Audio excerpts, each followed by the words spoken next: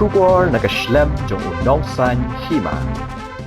Ka Mawpdang SC kala Korea ka nam Lahduh ha ka under 20 4th Division Football League Arhajar apun rio bala penyat da ka Shillong Sports Association hadin balala ban pelim no ya ka Seila Sub Football Coaching Center da Argo Lanot ha ka jingkun final ka bala long ha ka khat pratrik ubanai naitung Arhajar apun rio ya kini ki gol la thep da u ban ai jing shai khar kongor ha ka minute ka ba shipho bat ka weipat da u mar biang khar bhi ha ka minute ka ba prapho kani ka jing kun kala long ka ba itanat bat ka ba shongshit bha lingba ka jingwan ai jing ka shan daki pat ba nabaro arliang mamla ya ka nam man of the match la yo ban khur da urang up goal ka Mawpdang SC u bhalang khong no ya ka nam top scorer la yo do rang yele kai ka Mawpdang umar biang kharbi lembat u Sam Prangshai Rani na ka Nongse United FC ki bla thep mar shipho goal ha ka ne ka limpung ti kumta lingba ka ne ka nam job ka Mawpdang kala yo pdiang ye ka khusnam pisa ka bahan ro pho hajar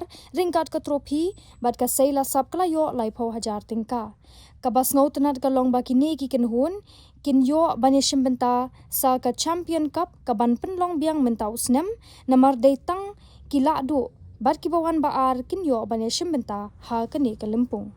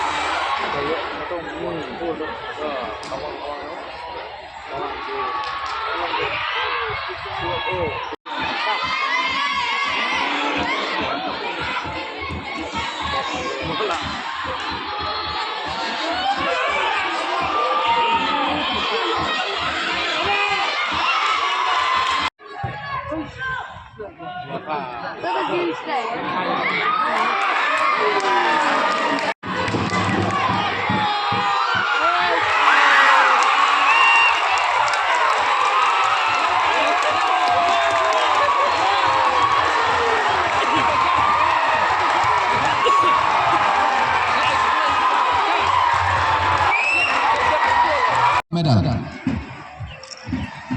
Kadba ka Seila Sub kana pedang iki medal sil kerpat ya ka Mawpdang kan alang ka jing sap keti.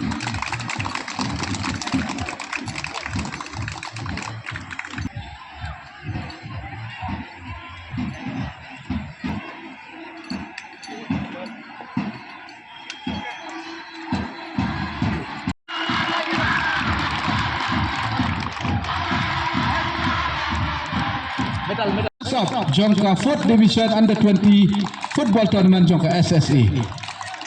Goalkeeper jongka Mawpdang Sports Club. Under 20 4th Division Football Tournament jongka SSA.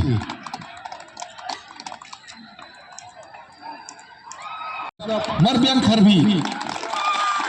New player layak mentap Sports League Club. Ya ka Mawpdang.